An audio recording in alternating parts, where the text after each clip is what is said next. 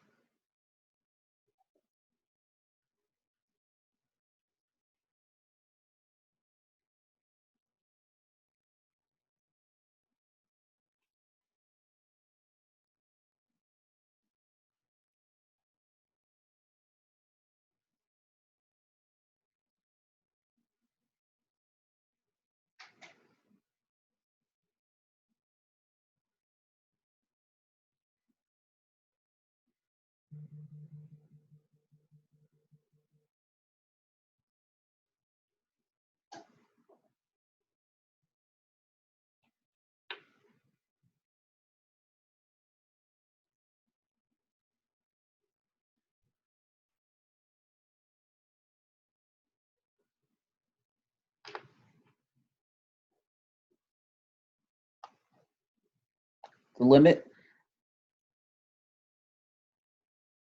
as x approaches 3,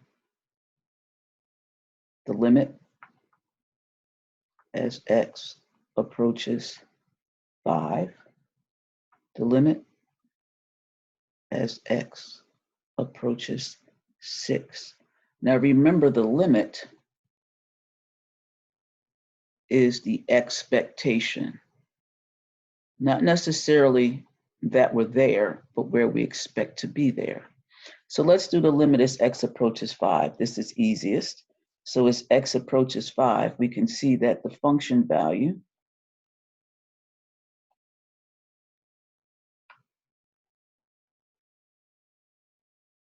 is 1.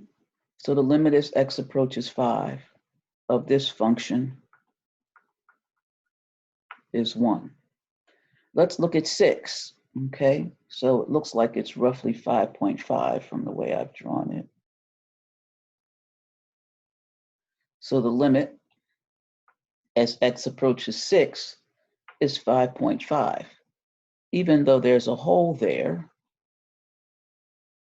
it is the expectation of where I thought we were going to be. Now let's look at the limit as x approaches 3 of this function. As you can see, if one person was moving toward 3, they would end up at 2, and another person was moving toward 3, they would end up at 4. So therefore, the limit as x approaches 3 of this function does not exist. When we look at the limit as x approaches 2 of x minus 4, we're going to do limits by direct substitution, which means you directly substitute the number into the value for x. This would give me 2 minus 4, which would be negative 2. So when we look at limits by direct substitution,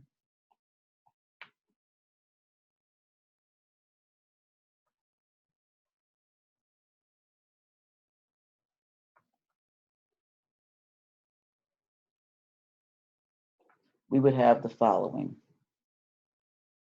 We just substitute the number in directly. So the limit as x approaches 2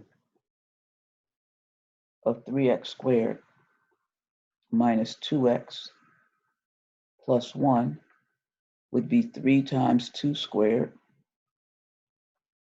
minus 2 times 2 plus 1.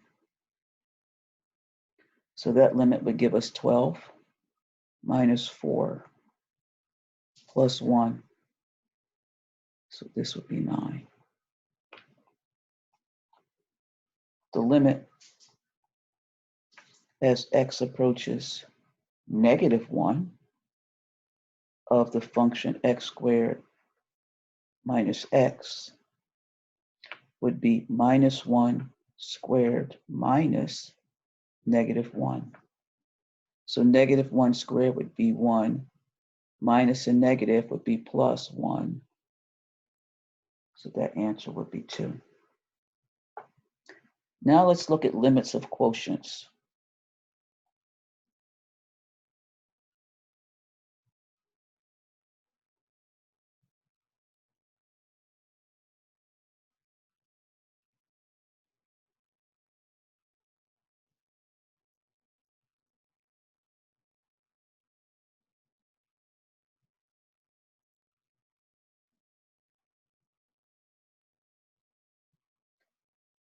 Many times when we look at limits of quotients, when we do our direct substitution, we end up with something that is not of true value. So let's look at the limit as x approaches 2 of x squared minus 4 divided by x squared plus x minus 6. So by direct substitution, we're going to end up with 4 minus 4 divided by 4 plus 2 minus 6. And this gives us 0 over 0. And that is an indeterminate form.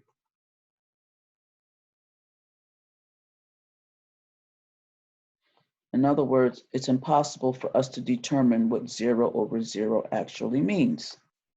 So on first pass, that's what I call it, we get 0 over 0. And that also means that something inside this particular function is going to divide out. So let's rewrite the problem.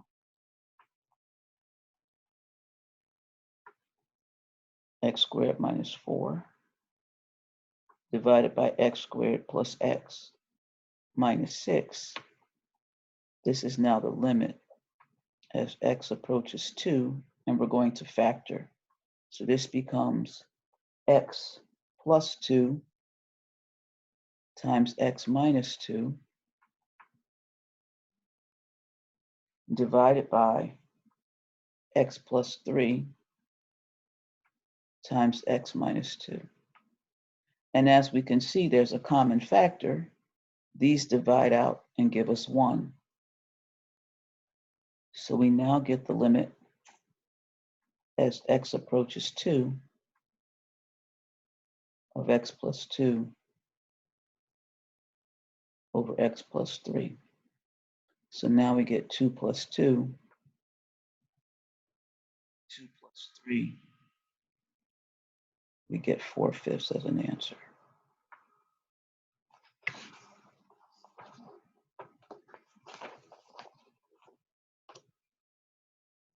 Let's look at limits using rationalization.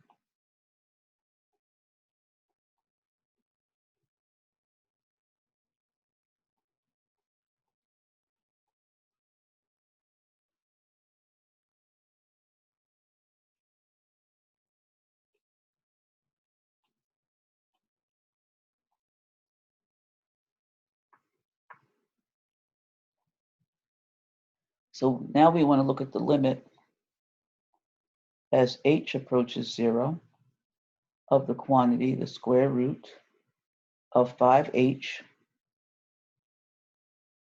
plus 4 minus 2 divided by h. So if we use direct substitution, we end up with the square root of 4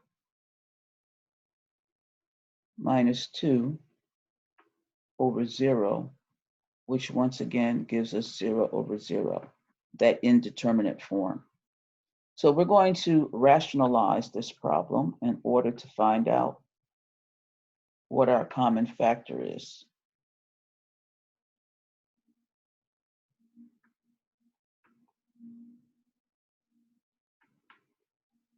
So we're going to multiply by a factor of 1. And so we're going to use the square root of 5h plus 4 plus 2 over the square root of 5h plus 4 plus 2. So this quantity that we now multiplying by is actually equal to 1. And since it's equal to 1, we can multiply anything by 1 and not change the problem. So this now becomes the limit as h approaches 0. So when we multiply that which is in the numerator, we're going to end up with the square root of 5h plus 4 quantity squared minus 2 quantity squared. And the middle terms, these cross terms, this term and the multiplication of that term will add to 0. So they don't appear. And then in the denominator, we're now going to have h times the entire quantity, square root of 5h plus 4 plus 2. So now this is going to be the limit as h approaches 0. We're now going to get 5h plus 4 minus 4 divided by h times the square root of 5h plus 4 plus 2. This is the limit as h approaches 0. So as we can see, this 4 and this minus 4 add to 0. So now we get 5h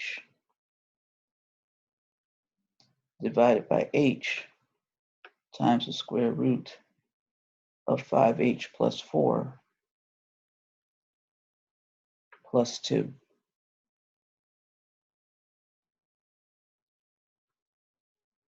So now these two h's are going to divide and give us 1. So now we have the limit as h approaches 0 of just 5 divided by the square root of 5h plus 4 plus 2. So now we can do direct substitution again, get 5. The square root of, so this h is going to go to 0. So we're going to get the square root of 4, which is 2, plus 2. So our answer is 5/4. Lastly, we want to look at some limits with trig functions.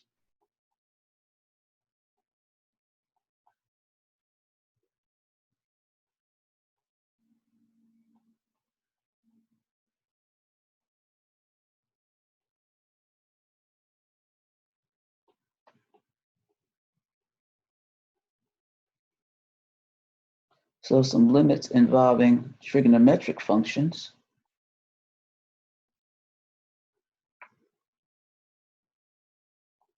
The limit as x approaches 0 of the cosine of x minus x. Well, the cosine of 0 is 1 minus 0, so that's simply 1.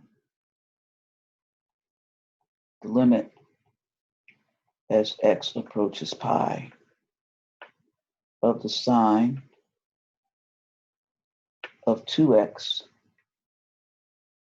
plus x squared. So that's going to be the sine of 2 pi plus pi squared. But the sine of 2 pi is 0. So it's pi squared. The limit as x approaches pi over 2 of the tangent of x. Well, that's the limit as x approaches pi over 2 of the sine of x over the cosine of x. The sine of pi over 2 is 1, but the cosine of pi over 2 is 0. So this limit does not exist.